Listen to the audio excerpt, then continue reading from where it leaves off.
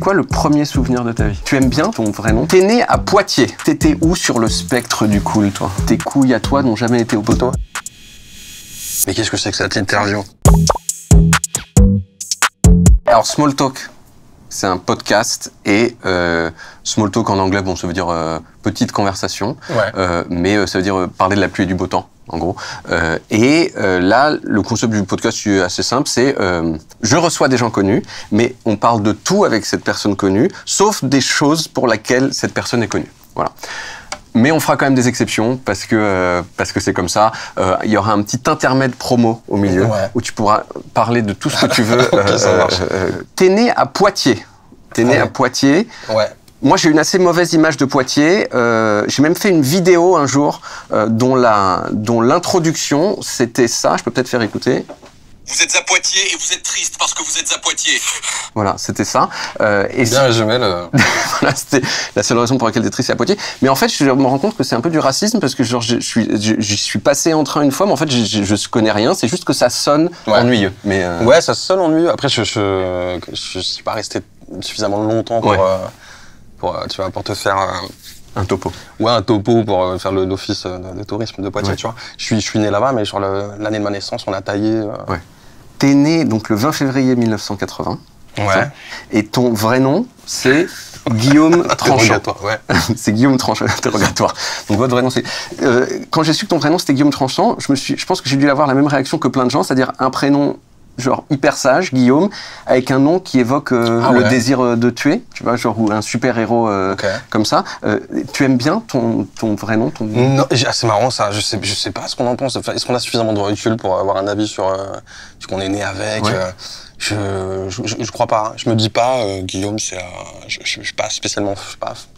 C'est la musicalité, la sonorité du truc, Guillaume, je trouve pas ça spécialement joli, tu vois. Et Tranchant... Tranchant, c'est des trucs, ça me rappelle les années primaire, collège, où tu te fais un peu railler, machin, les gens ils te taillent sur ton nom de famille. Parce que tu fais partie des gens dont le nom veut dire quelque chose en fait, c'est ça, c'est pas tout le monde, quoi, tu vois. Tu vois, Robin Riccitello, c'est ça? Riccitello, tu vois, bon, je sais pas si ça veut dire quelque chose. Tu vois, voilà. Comment? Petit hérisson. Petit hérisson. Ouais, mais bon, on n'est pas en Italie, donc du coup. Mais donc, donc tu t'es pris un petit peu de trucs. Bon, enfin, non, mais c'est rien de traumatisant. Hein. Non, mais je m'en fous. Tu vois, genre, la vérité, les gens m'appellent Gringe, Jug, machin. Jamais on m'appellera. Enfin, ça fait longtemps qu'on m'a plus appelé Guillaume, même avant la musique, tu vois, même avant tout ça. Donc, C'est quoi le premier souvenir de ta vie? Mais qu'est-ce que c'est que cette interview? Le premier souvenir de ma vie, là, tout de suite, si j'en ai un à Montmartre, chez mon arrière-grand-mère, Malili, qui avait toujours un bandana un peu. Pas une thug, Malili, c'était une titi parisienne de ouf. Elle bossait dans des cabarets, je sais qu'elle a un passif obscur, mais elle était géniale. Elle fumait des camels sans filtre. Jusqu'à la fin de sa life, elle a fumé des... Là, j'ai un souvenir d'elle dans son mini-appart, près de Montmartre. À Montmartre. Ouais. Ça, c'est le souvenir de ta vie personnelle. Est-ce que tu as un premier souvenir d'actualité, d'un événement d'actualité dont tu te souviens? C'est marrant, tu me dis événement, actualité, moi je pense à la guerre en Irak. C'était la première qui a été télévisée et médiatisée à ce moment-là.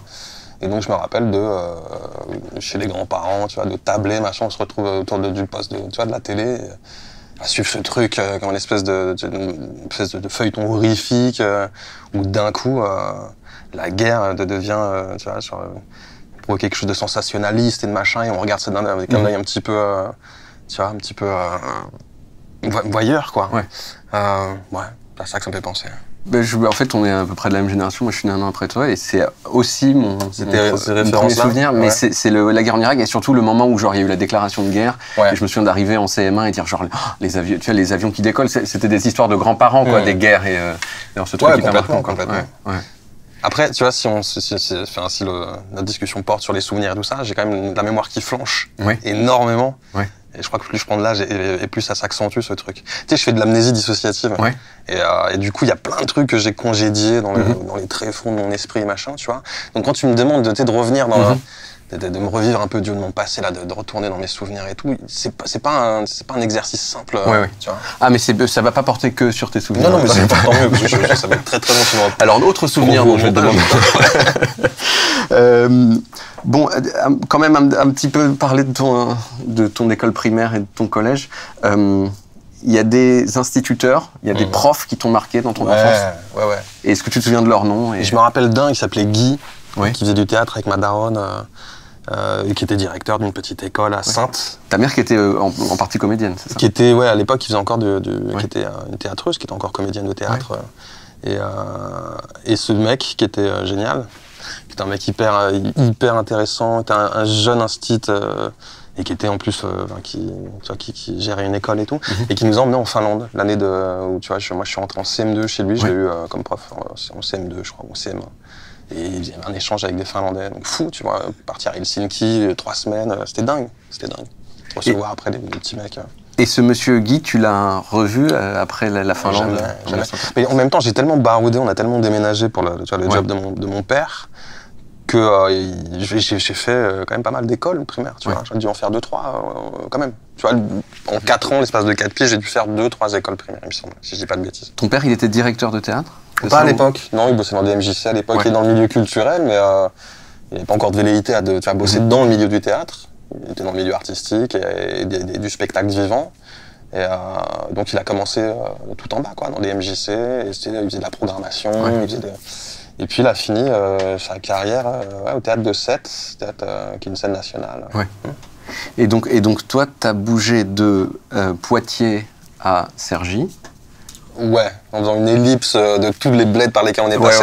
Mais là, oui, c'est ça. J'ai l'impression que ma vie débute à Cergy. Et j'ai 10 piges. C'est mes plus belles années, en vérité. C'est les années, mes 10 à mes 20 piges.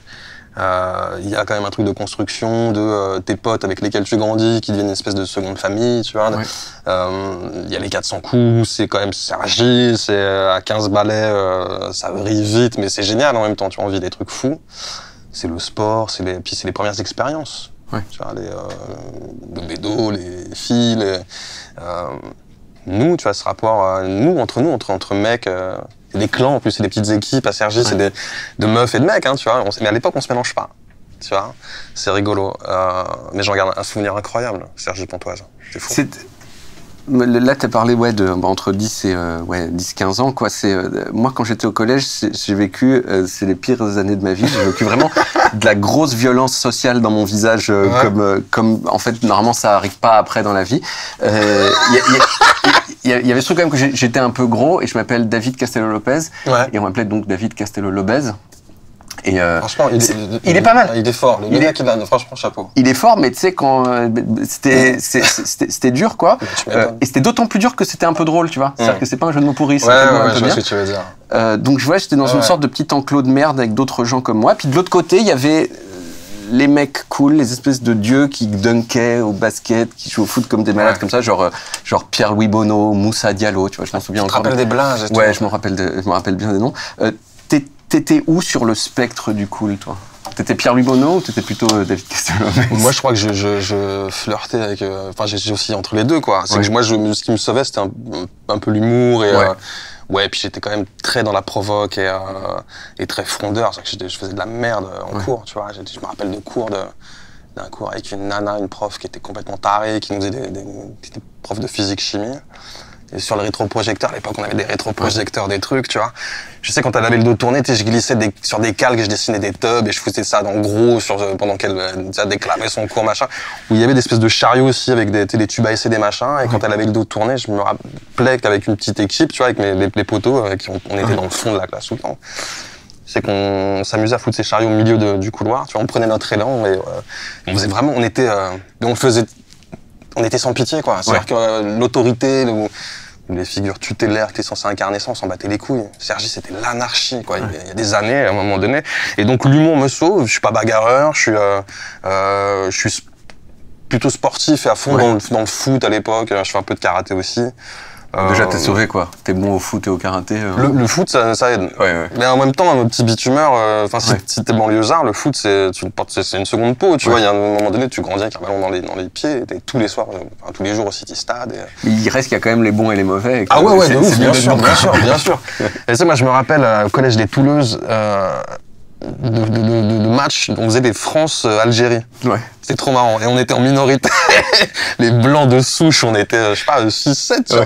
Et on avait en face, on avait des poteaux, des Marocains, Algériens, machin, tu vois. Et ça se finissait en péplum, généralement. En béquille, en truc, on tacle à la gorge. Mais c'était fou, mec, cette époque était folle, de toute façon. Et tu dis que genre l'autorité, rien à battre. Le moment dur au collège, pour ceux qui sont du mauvais côté, c'est en fait, ouais, pour les profs ça peut être dur, mais c'est aussi les gens, en fait on est très méchants avec les autres. En tout cas il y a beaucoup de gens qui sont très méchants frontalement avec les plus faibles. Ouais. Est-ce que toi, t'as été méchant? Ouais, bien sûr, j'ai été cruel. Ouais. Oui, parce qu'à un moment donné, il faut... si tu veux pas que tu aies des tendances inverses, si tu veux pas être toi, la cible d'eux, parfois, il faut faire preuve de cruauté un peu, tu vois. Mais c'est mesquin, tu vois. Mais il y a un âge où on est mesquin. On n'a pas spécialement de filtre et de recul. Et justement, je pense que il y a une espèce de hiérarchie qui s'établit au sein d'un groupe, tu vois. Aussi, et ça passe aussi par ça, tu vois. Sergi, à 12, 13, 14 ans, quand tu commences à être un petit mec, qu'il faut jouer un peu des coudes, se retrouve dans un collège qui est le plus grand, tu vois, certainement le plus grand du Val d'Oise à ce moment-là. C'est un big truc. Il faut être astucieux et des fois, ça passe par la cruauté. Faut sécher un peu les.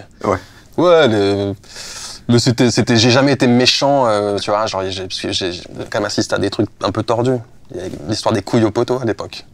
En quoi ça consiste, les couilles au poteau? Les couilles au poteau, je pense que après ça s'est décliné en plein de, tu vois, ça a évolué. Mais les couilles au poteau, si tu désignais une cible dans la cour de récréation, n'importe qui, généralement une victime, un mec un petit peu plus vulnérable que les autres, et tu le prenais à 4 et tu l'écartelais.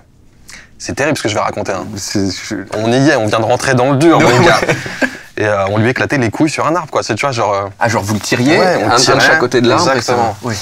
Et j'ai assisté à des trucs fous comme ça. Des trucs fous, des bagarres, des mecs qui étaient trop forts déjà en bagarre. Des espèces de trucs. D'un côté de la cour de récréation, les gens, c'est un télo. Tu sais, comme on cataloguait les gens à l'époque, qui jouaient de la flûte, qui révisaient leurs trucs. Donc t'avais des espèces de clans. Des gens qui jouaient de la flûte, mais qui se tapaient un peu, d'autres qui jouaient au foot, d'autres qui étaient sur les meufs, d'autres qui se planquaient pour fumer des clopes avec les grands, tu vois. Enfin, c'était marrant. Et toi, tes couilles à toi n'ont jamais été au poteau? Non. Dieu soit loué, je ne sais pas par quel miracle, parce que tous les jours j'aurais pu. Mais comme j'étais un mec dans la provoque, moi, je flirtais tout le temps avec la ligne. C'est ce qui m'excitait. Je pense que c'est ce que je fais toujours. C'est que même avec mes potes, j'ai toujours marché sur une fine ligne. C'est que puis nous, notre mode de communication à l'époque, c'était quand même de se rentrer dedans, tu vois. C'était on était virulents. La vanne, la culture de la vanne. Puis on était virulents. Il fallait, tu vois. Donc j'ai dû manger ce qu'on appelle des boules dés, c'est-à-dire que j'ai dû me prendre 2-3, tu vois, je sais pas, en EPS, tu tombes dessus à 6, machin, tu te fais un peu savater, mais rien de traumatisant. Non. T'as pas gardé un mauvais souvenir? Non, je pense qu'il y a des gens qui ont vécu des épisodes un peu traumatiques et tout, tu vois, genre à cette époque-là. Parce que il y avait nous, je me rappelle à l'époque, il y avait quand même un truc. Toujours tu vois, quand il y avait des règlements de compte, des trucs, c'était toujours ce truc du 1 contre 1. Je sais pas si ça a disparu aujourd'hui ou pas, tu vois, mais ça, c'était un truc que tu pouvais pas refuser, tu vois, c'était, comme à l'époque des duels, on te provoquait en duel, tu vois, et si tu étais obligé de répondre, puis en public, donc si tu voulais pas faire mauvaise figure, t'étais obligé d'accepter le duel, machin. Et nous, il y avait le bois de Sergi, moi j'ai jamais fait de bagarre, péplomesse comme ça, mais il y avait des rendez-vous dans le bois de Sergi à la sortie des cours. Et t'avais même des pions, tu vois, qui venaient, qui se mettaient dans la ronde de spectateurs, et des fois, t'assistais à des bagarres incroyables. C'était les prémices de l'UFC, du MMA. Mais c'est exactement le truc, du duel ou des trucs de chevalier. C'est genre, en fait, c'est encore plus grave de perdre ton honneur que de perdre tes dents, quoi. Enfin, peut-être pas la vie, mais tes dents, quoi. Ouais, il y a quand même de sacrés bagarreurs, donc des fois, il fallait mieux perdre son honneur. T'avais des vrais de vrais. T'as passé le brevet et je crois que t'as eu de mauvaises notes en maths, non? Ah ouais, brevet blanc, je crois, des collèges. J'ai eu 3 sur 40 en maths. C'est pas beaucoup. Tu te souviens? Non, mais ça fait partie de mes meilleurs scores, tu vois, en maths. Ensuite, tu as fait un DUT Infocom. C'est quoi un DUT Infocom? Est-ce que tu as appris des trucs en DUT Infocom qui t'ont servi dans la vie? Jamais de la vie. Non. Et c'est pas bien pour les profs que j'ai eu, parce qu'il y en a eu des très très bons, et je sais pas, d'initiation. J'ai eu des cours intéressants quand même, mais c'est de la communication d'entreprise. Ouais. Moi, j'ai jamais bossé de ma vie. Enfin, tu vois, genre le monde de l'entreprise c'est un truc dont j'ignore quasiment tout. J'ai très peu bossé, mais c'est des trucs que je trouvais, c'est des planques en fait. Tu vois, genre j'ai mon bac, on sait pas trop comment, parce que mes parents font un pari tous les deux. Mon père, je sais plus, il ira au rattrapage, et ma daronne dit mais non, il l'aura jamais, il va redoubler machin. Et je les appelle le jour, et c'est des potes à moi qui vont chercher les résultats. Moi, je m'en bats un peu les steaks, vraiment, tu vois. Et il me dit, c'est bon, tu l'as, t'as 11-7, tu vois. Et je fais, mais quoi? J'étais presque, genre, j'ai failli choper genre les encouragements, je sais pas ce que tu chopes à 12, tu vois. Le mention assez bien. La mention assez bien. Et donc, ça a été ça tout le temps, en fait. Je me cherchais des planques, et j'étais dans la facilité. Donc, l'IUT, c'est à un moment donné, je sais pas, il y a un truc qui ouvre à côté de Caen, un IUT. Côté de Caen, et il parle d'une section publicité. Et je me dis, cool, je vais pouvoir m'éclater à écrire des conneries, machin. Et c'est comme ça que je voyais. Je me dis, voilà, chercher des slogans, c'est comme ça que je voyais le truc. Puis en fait, pas du tout. L'année de l'ouverture, cette option n'existe pas, et c'est juste un truc, c'est de la communication d'entreprise, quoi. Donc j'y vais, je passe, je sais pas, c'est un truc sur concours, et même sur dossier, je falsifie mon dossier grâce à mon poteau de l'époque, Kenya, que je salue. Qui était un hacker avant l'heure. Et t'as falsifié quoi? T'as dit genre... Des notes, des notes en maths, toutes les matières scientifiques déjà, parce que j'étais vraiment une quiche, quoi. Ouais, mais tu vois, genre, j'avais vraiment des trucs de fou. Tu vois, je me rattrapais dans les matières littéraires et en sport et tout, mais j'étais vraiment une bite sinon dans les autres matières. Et je suis pris dans ce truc-là, donc c'est 2 ans, et j'y vais, et la première année j'y vais, je me fais des potes et j'aime bien ça. Mais je suis quand même très libre, et ma vie à l'extérieur, quoi. Et la deuxième année, j'y vais quasiment plus. Et j'ai mon diplôme à 10,00. C'est incroyable. Et il y a des profs qui militent pour ne pas me le filer, parce qu'ils me disent c'est pas juste qu'il chope son diplôme alors qu'il y en a qui n'est jamais venu en cours et tout. Mais ensuite, c'est pas ça qui a mené au stage que t'as fait Si. Après, c'est un stage de fin d'études dans un sketch shop. Ouais. J'allais dire un sex shop. Je l'aurais fait aussi. Hein. Ouais, je l'aurais fait. Dans un sketch shop d'un pote, Gaylor à l'époque, Cassac, dans le centre-ville de Caen, et qui me prend. Et c'est la planque, encore une planque, tu vois. C'est-à-dire que c'est un mec que je connais un petit peu, c'est le rendez-vous de tous les potes de Caen, point de convergence de tous les mecs qui rap, et ride, enfin tu vois, genre d'une jeunesse en tout cas canaise, une jeunesse désœuvrée, et qui se retrouve pour faire que de la merde, et c'est là les plus belles années, tu vois. Et c'est dans ce sketch shop que t'as connu Orelsan? Ouais, c'est là où je l'ai vu apparaître la première fois, j'étais derrière le comptoir, et il s'est pointé... On s'est croisés vite fait en soi, on s'était vu de loin, tu vois, mais je savais on savait mutuellement qu'on était dedans, qu'on rappait et tout, et je l'ai vu se pointer. Ça, je l'ai raconté un tas de fois, tu vois. Mais il est arrivé dans une espèce de costume, de truc, je sais pas, le mec, la dégaine du mec m'a fait marrer, tu vois. Et puis il m'a charmé très vite parce que c'est un mec à part. Tout à l'heure, juste avant qu'on commence à enregistrer, on a parlé un peu de ces années-là, de ces années entre dont vous avez beaucoup parlé déjà, mais entre le moment où vous êtes connus et les débuts du succès d'Orelsan, qui a eu du succès un peu avant toi. Et de comment tu avais perçu ça? Et on se dit, ah tiens, est-ce qu'il y avait une jalousie, ou alors est-ce qu'au contraire, t'étais content? Nous, on se connaît d'avant la musique. Et en fait, on a une histoire tellement, mais lui et les mecs avec qui on était à l'époque, quoi, une histoire de groupe tellement singulière, tellement forte, et puis elle se fabriquait au quotidien, qu'on a vraiment vécu ensemble de longues années. Que quand Aurélie pète, il y a cette espèce d'effet miroir, tu vois, où on se voit un petit peu tous à sa place, tu vois, parce qu'on est tous quand même en train de faire un peu de la musique, des trucs. Et je crois que ça nous rend fiers, tu vois. C'est le premier à ouvrir les portes, le premier qui a les couilles de le faire. T'es blanc, tu rappes à une époque où ça n'existe pas trop, où les mecs qui ont son profil, c'est des mecs qui font du rap parodique, tu vois. Et du coup, il est adoubé par des mecs, comme Nesbill, comme de grands rappeurs. Et donc, fierté, tu vois, fierté, bien sûr. C'est un truc qui donne une espèce d'impulsion aussi... collective à tout le monde, tu vois, de voir un pote faire son trou. Alors on a quand même un peu parlé de ce pourquoi t'es connu. T'as un produit culturel à promouvoir. Eh ben, écoute, j'ai sorti un bouquin qui s'appelle Ensemble on a beau en silence, coécrit avec mon petit frère, il y a à peu près 1 an et demi. Mon petit frère est schizophrène, tu vois, et je voulais, par le biais de ses témoignages et de ses récits, et des voyages qu'il a pu faire, et des hallucinations dont il a été témoin, je voulais m'approcher au plus proche de sa schizophrénie. Donc, il y a eu un travail d'interview, tu vois. Lui, il m'a filé comme des textes, il écrit beaucoup, des textes qu'il avait mis de côté, il a fallu que je bataille un peu pour les récupérer. Je sais pas, on a construit une espèce de truc un peu hybride, pour parler de schizophrénie. Voilà, le bouquin s'appelle Ensemble on a beau en silence, il est sorti en format poche il y a quelques mois maintenant, et c'est super, ça marche bien, et ça fait du bien à plein de gens. Et quel a été l'impact du livre sur lui ? Est-ce que ça a un tout petit peu changé sa vie ou... Non, fondamentalement ça change rien. On va pas se leurrer, tu vois, c'est pas un bouquin qui te soigne de 15 ans de traitement psychiatrique. Mais j'avais très peur de ça, j'avais peur de sa réaction au début, parce que quand même, à l'origine, il était réticent à s'embarquer avec moi sur ce projet, parce qu'il avait pas envie que je l'ausculte et que je l'observe de trop près, tu vois.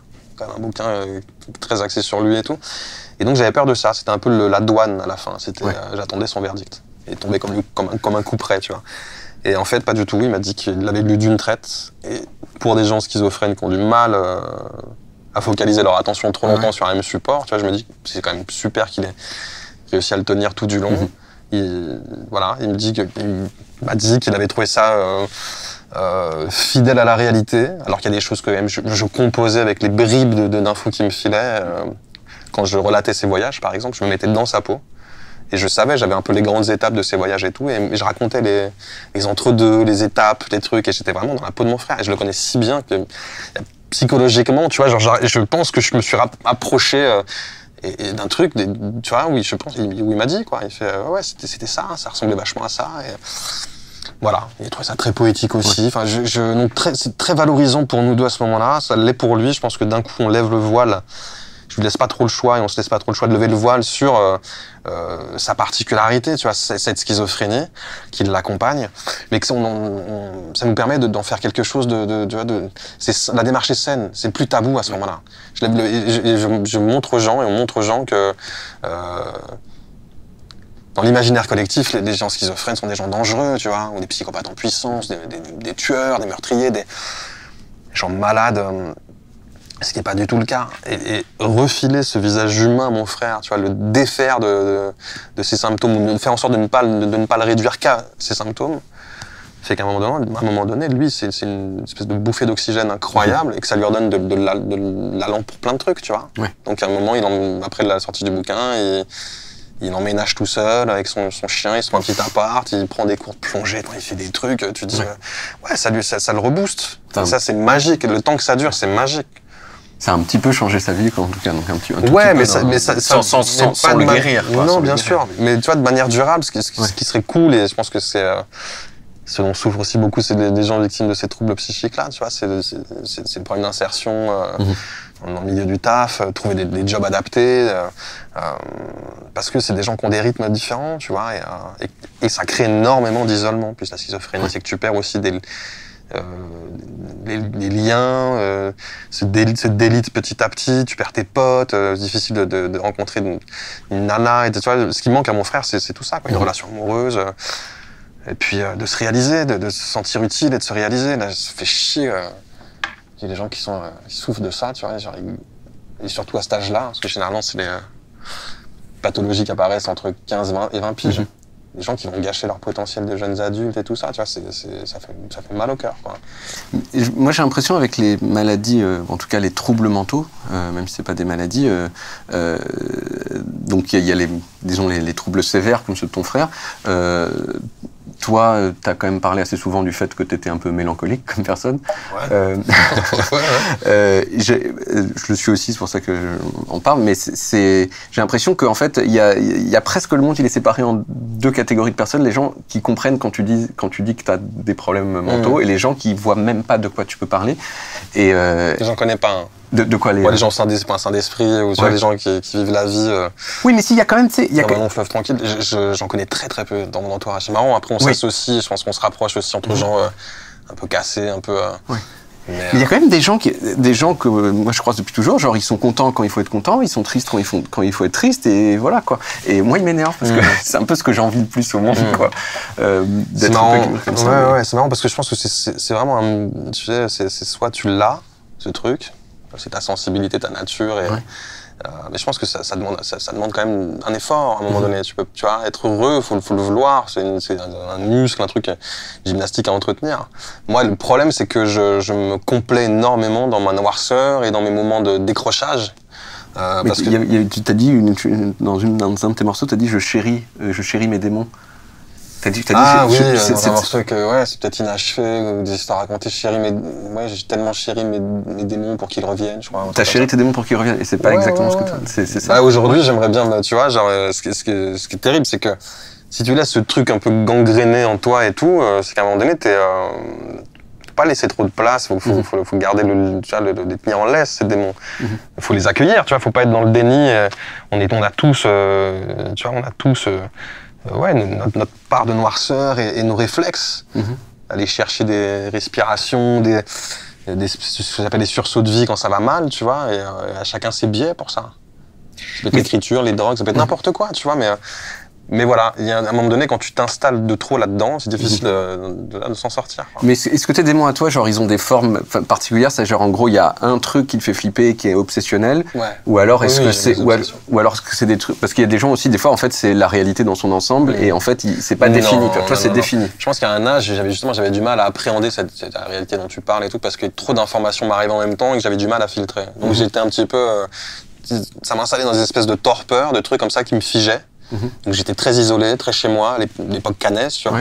Et le monde à l'extérieur me faisait flipper. Parce que je ne le comprenais pas, parce qu'il était trop dense, puis que j'y voyais pas d'issue pour moi, tu vois. J'y voyais pas d'endroit où me réaliser. Du coup... Et donc, mais après c'est passé, tu dis que toi c'est des obsessions quand même. Ah ouais, moi je suis très obsessionnel. Ouais. Est-ce que je peux pas en parler parce que après c'est des trucs trop chez père, trop intimes, pas forcément jolis en plus, tu vois. C'est chacun dans son intimité, tu vois. Quand je te dis, moi les moments où ça va mal, où je sens que j'ai des voyants s'allument et que ça tu vois, je sens, je sais pas, que je peux une espèce de chute de morale terrible. Se transformer en épisode dépressif qui va durer. J'ai pas envie, ça me fait chier maintenant, tu vois. Des fois, je suis passé par là quand je comprenais pas ce qui m'arrivait et c'était long, tu vois. Maintenant, j'ai des biais quand même, des trucs pour... j'arrive à prévenir ces moments-là. Mais de temps en temps, je me laisse faire quand j'ai besoin d'aller mal. J'accepte ce truc et je pense que c'est... l'expérience m'enseigne que, tu vois, une certaine forme de sagesse de se dire arrête de lutter, tu vois. À un moment donné, ça va être pire encore, ce sera plus long et... Donc, embrasse ta noirceur, ce qui t'arrive là, des pensées sombres, un état d'esprit pas ouf, une espèce puis le fait de végéter, de trucs. J'en tire toujours quelque chose à l'arrivée, tu vois, ça me renseigne quand même sur moi, et puis quand je transforme pas ça par l'écriture, enfin, tu vois, j'ai toujours je sais pas, des moments de grande solitude qui peuvent aussi m'amener à basculer dans des vortex. Je peux me prendre de passion pour un truc que je vais décortiquer jusqu'au bout, mais c'est n'importe quoi. Hein. Ça peut être. Il y a pas longtemps, j'étais sur le plus jeune joueur, le champion du monde d'échecs. Tu vois. Et je regarde des documentaires. J'ai vu un documentaire sur sa vie, des images d'archives et tout. Et je trouve sa vie folle. Et lui, tu vois, psychologie du mec est incroyable. Et après, je me suis fait, tu vois, genre, toute une nuit blanche à mater des joueurs d'échecs, des trucs, essayer de comprendre les règles, puis à mater des champions, tu vois, genre, essayer de comprendre leur psychologie, leurs trucs, juste les observer. Mais ça peut m'arriver comme ça, tu vois. Genre. Mais ça, c'est des moments où tu vas mal ou tu fais ça? Parce que ça a l'air trop sympa. C'est justement d'être passionné par un truc. C'est pas ouf quand t'es... Non, c'est quand même pas transcendant. Non, t'es là, tu bédaves, t'es chez toi, t'es en train de mater des trucs, mais tu bloques. Tu bugs, tu vois. Alors après, moi, mon cerveau fait le tri, machin, donc il m'en reste quelque chose. Mais tu cherches quand même dans ces moments-là à anesthésier tu vois, la tristesse ou la douleur ou le vide en remplissant par le... J'essaie de me remplir des choses pas trop creuses, tu vois. Même si les échecs, en vérité, je m'en fous. J'ai un ami qui m'a donné une technique une fois parce que c'était des trucs où tu sens la panique monter, tu vois, les crises de panique et machin. Il m'a donné une technique et genre ça m'a servi 50 milliards de fois dans ma vie. Après, il y a des fois où c'est beaucoup trop, 50 milliards, mais disons plein de fois. Et il y a des fois où c'est trop fort et ça marche pas. Mais c'est genre, imagine que, en fait, c'est toi qui maîtrises c'est toi qui es en train de te donner ta propre crise d'angoisse. C'est comme si tu versais une bouteille d'eau dans un verre. Et en fait, il faut te rendre compte que c'est toi qui tiens la bouteille et juste faire comme ça. Et juste cette image, j'ai réussi à l'intégrer quelquefois et à genre... et à faire zbum à l'angoisse qui monte. T'as des techniques... Non, pas du tout. Alors moi, ça marche pas du tout. Ça marche pas du tout. Et ma mère qui a essayé de... Et mon ex aussi. Ouais. D'ailleurs, c'est marrant. France, elle s'appelle France. France, elle avait... par habitude, c'est marrant, elle me demandait, quand on vivait ensemble, tous les jours, on commençait notre journée, elle me demandait comment je me sentais. Est-ce que tu vas bien aujourd'hui? Est-ce que tu te sens heureux ou pas, tu vois? Et je lui disais, je me sens ni bien ni mal. C'est plutôt bon signe. Mais elle me posait souvent cette question et elle me connaissait tellement bien à l'époque qu'elle était convaincue qu'elle écoutait des pensées positives. Et il y avait une nana, j'explique comment elle s'appelait, une nana qu'elle écoutait sur YouTube et qui faisait qui était justement là-dedans sur les exercices de respiration et juste de diction qui était censé un petit peu t'apaiser, tu vois. Mais moi, c'est des trucs, c'était caduque sur moi, ça. C'est comme ma mère, elle a essayé, tu vois, les moments où j'allais mal, Daron, 6e sens, elle monte du sud, elle fait, je sens que ça y a un truc qui couille, machin et tout, et effectivement, à ce moment-là, je suis pas bien.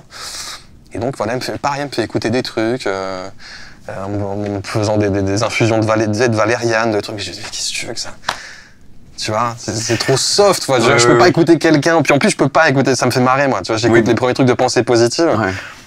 Tu vas vous visualiser l'air qui vous traverse, le machin, mais ça me fait déjà marrer en fait. Avec une petite musique en fond d'ascenseur ou de parking de Vinci, là machin, ça me fait mourir de rire. Donc je suis pas concentré. Et il me faut beaucoup plus. Moi, il faut foutre un truc de kétamine pour me calmer quand je turbine de trop ou machin. Tu vois, c'est pas des pensées positives qui vont me tempérer un peu, tu vois. Et quand t'es au fond du trou. Moi, je sais qu'il y a des fois où genre un petit truc, ça dure un quart de seconde, mais tu fais ça, la vie c'est sympa parce que il y a ça. Genre manger du chocolat en buvant de la bière. Moi, c'est mon truc, quoi, tu vois. Genre je fais putain, il y a un petit pic de plaisir où tu fais genre bon, ça dure un quart de seconde, mais c'est déjà ça. T'as des petites c'est beau comme effort. Non, parce que zéro. Non, mais parce que c'est marrant, mais je n'y arrive pas, tu vois. Je n'y arrive pas en fait. Je peux me satisfaire les petits plaisirs de la vie, tu vois. Genre, et moi, c'est souvent. Dans mon rapport à l'autre, aux autres. L'amitié, tu vois, c'est hyper important, la loyauté dans les sentiments et tout. Donc les choses qui font sens et qui me donnent encore... moi, je vois la vie, des fois, comme une espèce de peine de prison, tu vois. Et c'est à celui qui tiendra le plus longtemps sans péter un plomb, sans craquer, quoi. Et je vois ça un peu comme une pénitence. Et avec des moments d'accalmie et qui sont généralement provoqués par les moments de partage avec les potes, les chéris, la famille, tu vois, les essentiels, quoi. Mais j'ai pas de petites astuces, de petits machins pour tromper et l'ennui et l'absurdité de la life, quoi.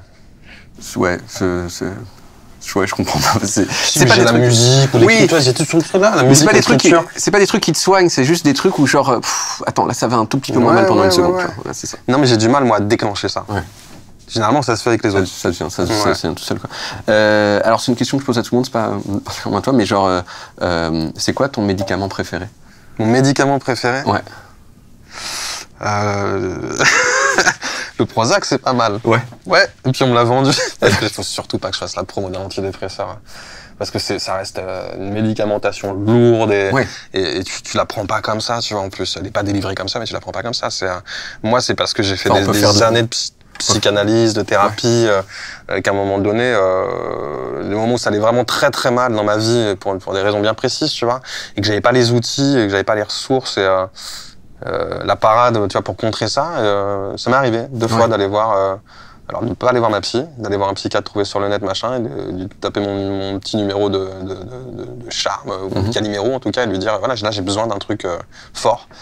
Et un jour, un psychiatre incroyable qui me dit, c'est marrant, qui me pose 2-3 questions, parle de mon père, mon grand-père, me demande ce que je fais, il me dit, un petit frère, un truc, ok. Puis il me fait un espèce de schéma sur la sérotonine, il m'explique un peu comment ça fonctionne et tout, il me dit, mais vous, c'est le Prozac. Médicament miraculeux, vous allez voir, vous allez revenir, vous allez me remercier. Et je me dis, le mec est fou, on aurait dit un espèce de Michel Houellebecq derrière son bureau, qui m'est complètement décrépit, avec le visage creusé, mais fatigué. Je me dis, mais vous, c'est le Prozac, machin. Et je dis, mais ce mec est fou. Et la discussion me fait marrer, tu vois. Et on rigole en plus, on se tape des barres un petit peu. Et donc, il me prescrit du Prozac. Et je marche plusieurs blocs.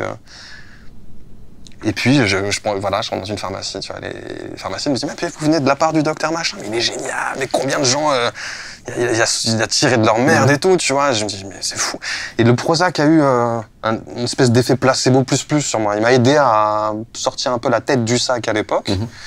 Mais ta rémission ne dépend pas d'un antidépresseur ou d'un médicament. C'est qu'après, il faut mettre des choses en place, tu vois. Là aussi, il faut de la discipline et faire des efforts.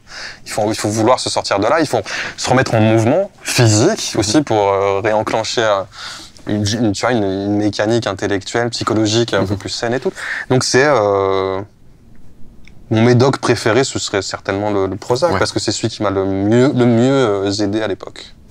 Et on a dit un tout petit, les anxiolytiques. Chouïa, mais ça oui. c'est rien.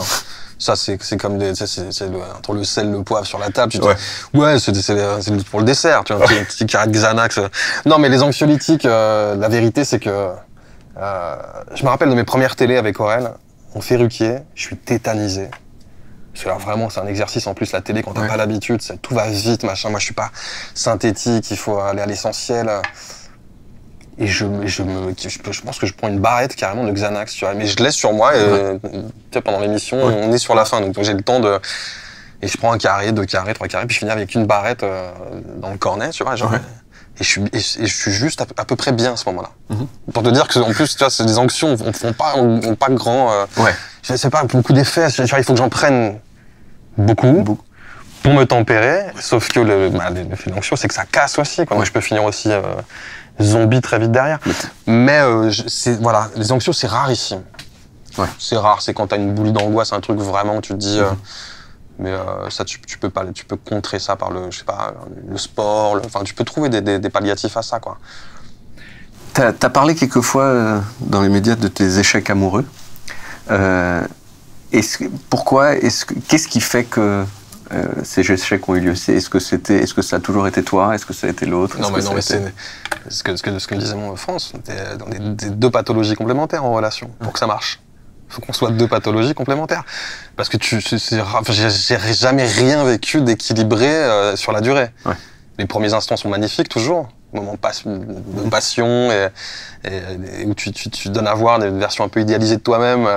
Puis à un moment donné, la réalité te rattrape, les masques tombent un peu, les habitudes s'installent et tout, et on se montre tel qu'on est, quoi. Et moi, c'est marrant, mais mes rencontres m'ont toujours amené vers des nanas. J'ai eu que de longues relations.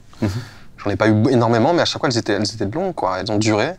Et c'était des nanas qui me stimulaient énormément intellectuellement, mais qui étaient beaucoup trop dynamiques pour moi. Moi, qui étaient un passif, un feignant, qui cultivait ce truc-là, qui était facile. Donc moi, je leur apportais, je pense, un peu de sérénité, un peu de... Et à l'inverse, moi, elles me stimulaient, mais voilà, dans cette nébuleuse-là, tu vois, à un moment donné, c'était très, très rapidement, c'était passé, quoi, tu vois. Des trucs de s'investir dans une relation, de s'ancrer dans la réalité pour ça. Moi, la relation m'empêche m'empêche de mes petites fuites en avant, ce que j'aime bien faire quand je suis tout seul, tu vois. Mais donc ça veut dire que tu t'arrivais pas à leur donner ce qu'elles... Si, il y a toujours des moments, c'est toujours à 2 vitesses. En plus, une relation, tu vois, des fois, on s'ajuste.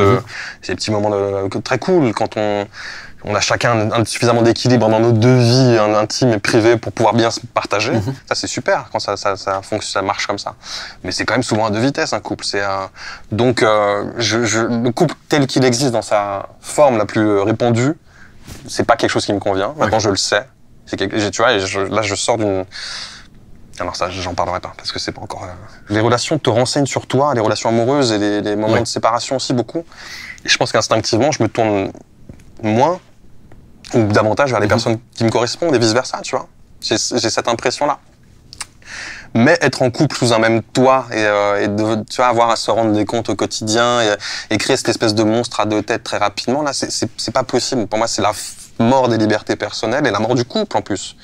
De l'essence d'une relation. Ça doit être qu'un bonus, une relation. Ça doit être un truc où on se retrouve parce qu'on a envie de fusionner au moment où on se retrouve. Mais le reste du temps, moi, j'ai besoin d'être solo, tu vois. Et alors, donc, pas d'enfant? Non, bah non. Mais c'est difficilement compatible avec cette façon de voir les choses. Et puis, mais ce qui est marrant, ce que ça provoque chez mes copines quand j'en ai une, que j'entame une relation, c'est que bizarrement, j'incarne un potentiel bon père, bon papa, tu vois. Et donc, c'est des questions qui arrivent très vite sur le tapis. Et moi, c'est des moments où je fous le camp, tu vois. J'ai tendance à penser que dans les relations, quelles qu'elles soient, amicales ou amoureuses, il faut fonctionner avec le temps, il faut agir avec le temps. Prendre le temps de rencontrer l'autre, et ça peut prendre des années, tu vois, avant de... Moi, je suis pas pour me fusionner, me mélanger à quelqu'un comme ça. Et je parle pas d'avoir des garanties, mais vraiment quand même, faut barouder avec la personne. Je pars du principe que c'est ton pote ou ta pote, ta meilleure pote, quoi, ou ton meilleur pote. Donc il va falloir apprendre à se connaître. Avant de vouloir faire de gosses, et tu vois, de s'installer ensemble et tout. Pour finir, une petite série de questions sur la chose la plus. Enfin, je vais faire plusieurs choses. Enfin, c'est pas très clair ce que j'ai dit, mais ça va se comprendre avec mes choses. Entre gens profondément dépressifs, on C'est quoi la chose la plus illégale que tu aies faite de ta vie? Si à prescription, parce que sinon, on va pas t'envoyer. J'ai vendu du bédo. Ouais. Mon cousin qui descendait de Paris, qui était lui un bon petit dilos sur Jourdain. Je descendais de Paname les week-ends, il me ramenait mes plaquettes et l'IUT. À l'IUT DIF, le fameux. Enfin voilà, ça sert à ça, l'IUT. Ouais, j'étais vraiment des potes à l'époque aussi. Enfin, j'ai traficoté. Ouais. Pour de l'argent de poche et pour m'encanailler un peu, pour me donner le, tu vois. Oui, t'étais pas un big boss de la drogue. J'étais pas du tout, gérant d'un four micro-ondes, tout ce que j'étais. Alors ça, c'est un peu intime, mais c'est quoi la chose, un truc que t'as fait dans ta vie et dont tu as le plus honte? Bon, j'ai le plus honte, certainement d'avoir blessé les miens. Enfin, tu vois, genre, quand je dis blessé, c'est d'avoir été, je sais pas, plongé des proches à moi dans le malaise ou par ma faute. Parce que je suis quelqu'un de border aussi, que mon côté sombre me fait faire de la merde, moins ces derniers temps, mais pendant longtemps, quoi. J'étais convaincu que je suis dans l'instant. Je ne sais vivre et être que dans l'instant. Et il suffit que je sois dans un mauvais mood et tout, je peux faire de la merde. Tu vois, j'ai gâché des relations pour ça. Je me suis mis moi-même, alors que tu vois, même si je me fous un peu de ma petite carrière, que je fais les choses comme ça vient, des moments donnés, tu vois, j'ai donné une image à voir de moi qui était pas très belle. Et comme ça, t'as l'air d'une très grande douceur. Mais je le suis, je le suis. Mais attention, tu vois, genre aux apparences. C'est-à-dire quand tu partages, quand tu rentres dans mon intimité. Après, je suis quelqu'un de loyal et de fondamentalement gentil, tu vois. Mais les moments où je vais pas bien, je peux faire de la merde. Et je peux être cruel et je peux... Et dans mes relations, tu vois, là, je sors d'une relation compliquée, enfin, d'un truc très compliqué, mais pourtant magnifique à l'origine, tu vois. Et je me rends compte que je fais plus de concessions, en fait. Ta plus grande douleur physique depuis que t'es né? Physique, pas... Je me suis fait opérer 3 fois d'ongles incarnés sur les gros orteils parce que j'ai fait du foot très longtemps.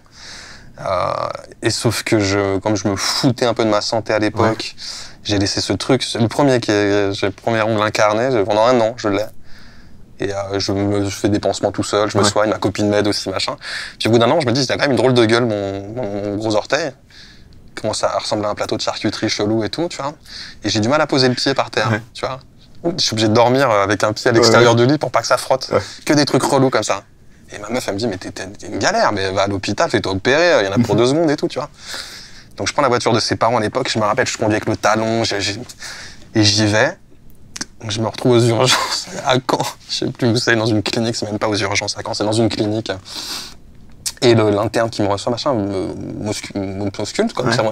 Et je me rappelle sa réaction, un truc quand même très limite. Genre de, ah ouais.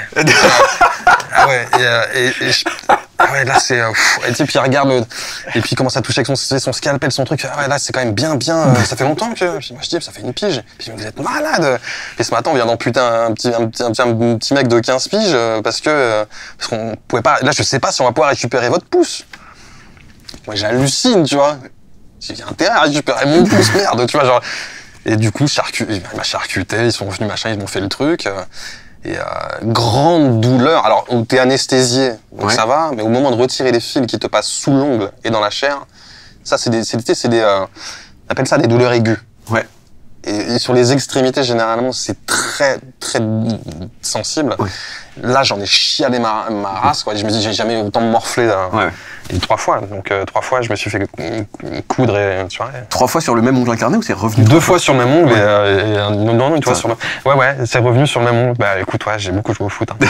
Ça fait un petit moment ça fait un bon moment qu'on small talk, donc on va arrêter là. Mais je pense que les gens, ce qui est assez bien avec cette émission, c'est que tu as dit quand même pas mal de choses sur toi. Donc les gens, ce qu'ils peuvent faire, c'est mettre à jour ta page Wikipédia avec les informations que tu as. Tout ça dans ce but-là, cette discussion avec pour vocation d'inciter les gens à venir raconter de la merde sur mon Wikipédia, parce que c'est ce qui va se passer si tu dis ça. Et vous mettez ça en source, il l'a dit. Non, mais en plus, je sais qu'il y a déjà des gens qui ont déjà un peu custom le truc, n'importe comment, ça m'a fait rire. J'ai dû voir des. Après, je suis pas allé sur ma page Wikipédia, je pense qu'il n'y a pas grand-chose non plus. Mais allez-y, à customiser. À customiser. Comme il me semble. Pour finir, j'ai un petit cadeau pour toi. Regarde. Antidépresseur, c'est ça. Non, alors ça peut être antidépresseur. C'est une possibilité de gagner de l'argent. Tu vois. Très obsessionnel et source d'angoisse aussi, ça. Complètement. Les gens addicts à la française déjà. C'est vrai. Si tu veux, tu peux le gratter devant nous et alors nous dire ce que tu feras avec. Parce que c'est pas beaucoup, c'est les 5 000 euros c'est 5 000 euros parce que c'est un banco. Qu'est-ce que tu fais avec ces 5 000 euros? C'est pas rien, 5 000 euros. Ouais. Ça m'étonnerait que je les chope, mais. Allez, ça pue du cul. Ah ouais, c'est que t'as 2 essais sur le banco, c'est que tu grattes 2 fois tu vas te faire enculer, quoi. J'en deviens vulgaire, mais parce que c'est mon esprit de compétition, là, j'ai la haine, quand même. 2 fois 0. Merci pour ce cadeau minable. Putain, c'est haché. Et cette discussion, houleuse. Voilà la cruauté qui revient. Tu vois, et là, je sais qu'il faut que j'aille retourner me faire psychanalyser très vite. Merci, c'était très cool, merci à toi. Merci beaucoup. Merci à toi. Bon bah cet épisode il est fini, va y avoir plein d'autres épisodes et si vous voulez être sûr d'en manquer aucun, eh bien cliquez sur le bouton qui permet de vous abonner à Smalltalk. Après je sais que s'abonner c'est un choix personnel, donc je vais pas vous forcer, mais si j'étais vous, je le ferais, c'est tout ce que je dis. À dans 2 semaines, parce que c'est tous les 15 jours, ok ? Mini